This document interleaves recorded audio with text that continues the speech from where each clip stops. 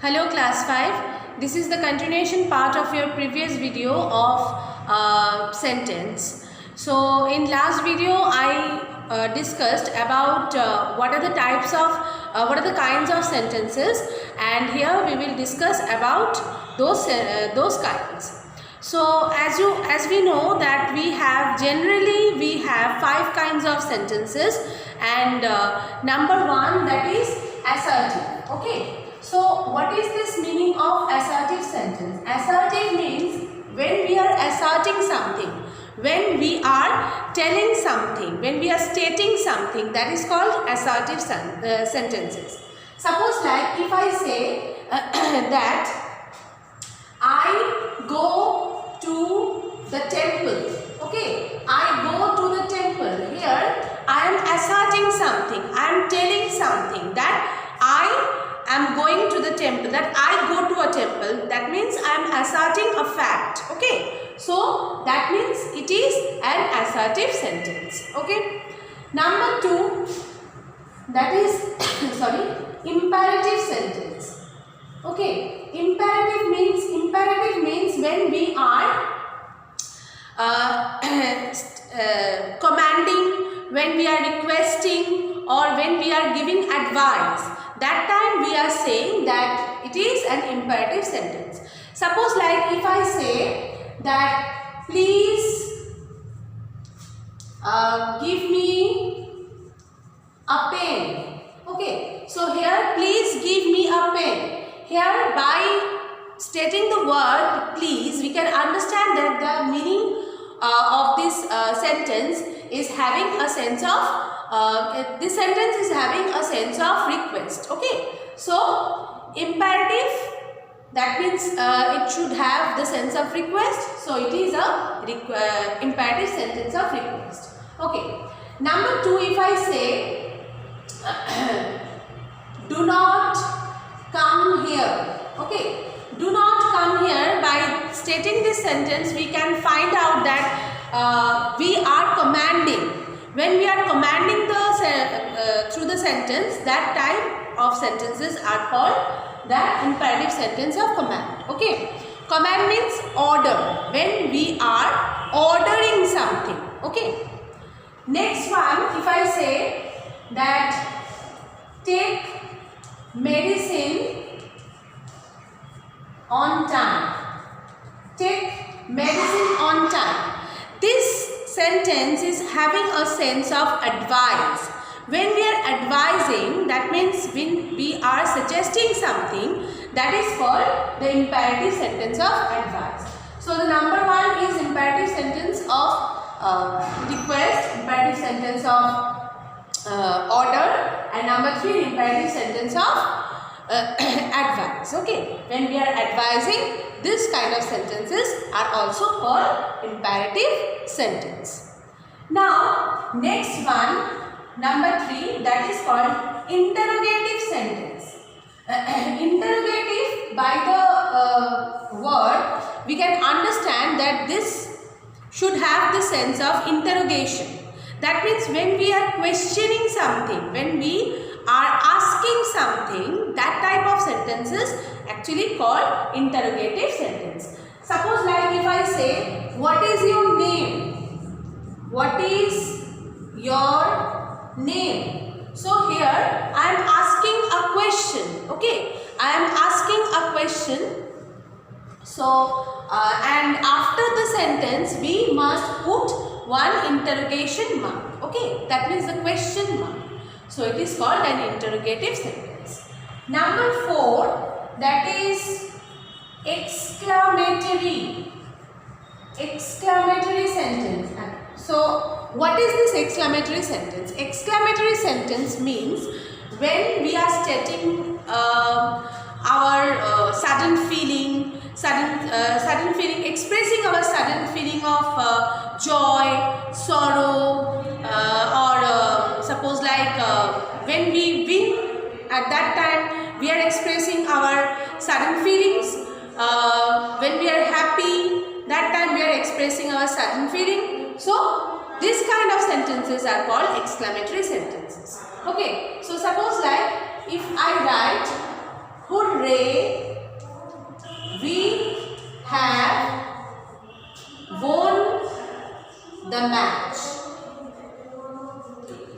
Then full stop. You see here after this sentence I have written hooray, we have won the match. So here the sentence, the word hooray is actually shows my sudden feelings. Okay, so after that I have put one exclamation mark. Okay, so to identify that whether it is an assertive or interrogative or something like so, or exclamatory, if we are finding that the word that the sentence is that the sentence should be exclamatory sentence, so we have to find this mark, exclamation mark. In optative sentence, this kind of sentences we must express the feelings of prayer. Well, suppose like when we are praying, or when we are cursing someone, or when we are wishing.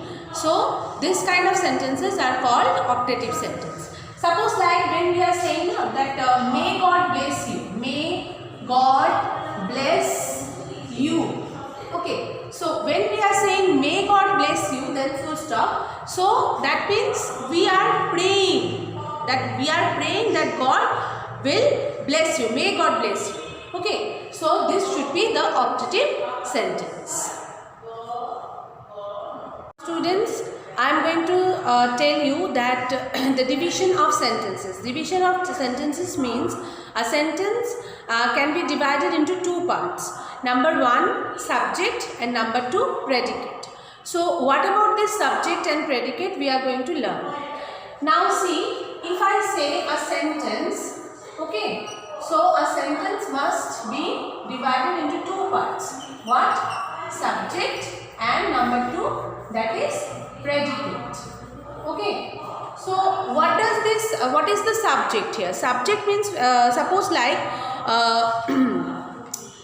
the part of the sentence which names what the sentence is about, that is called the subject of the sentence. Suppose like if I say sun rises in the east. Okay. So in the sentence,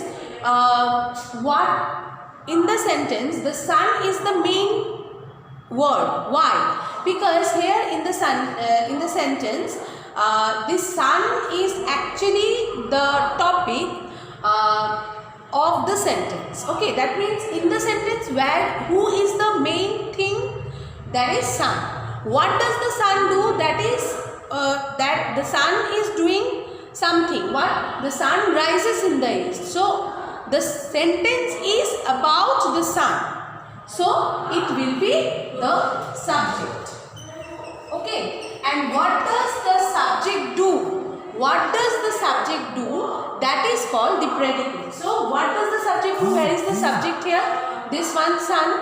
And what does the subject do here? That means rises in the east. So rises in the east will be predicate. Okay. Suppose like if I write Ritu lives in a big palace. Okay, Ritu lives in a big palace. So what about the subject? What is the main theme of the subject? What is the main? Who is the main of this subject? That is Rita. Okay, Rita. Rita is the main of the subject. Here the part of the sentence which names what the sentence is about. So here Rita is actually the main theme of the sentence. Rita is doing something. So the work has been done by Rita. So Rita is the main one of the sentence. So obviously here Rita will be the subject. Rita is doing the work here. So Rita is the subject. And what does Rita do? Rita lives in a big palace. So lives in a big palace, it will be obviously predicate. Clear? Now one thing that I want to say, that always you will see the verb part should be in the predicate. The verb part should be in the predicate. Verb means doing something. So when the subject is doing, the word should be in the predicate. Okay. So here you can see leaves, rises. These are all in the predicate part. Clear?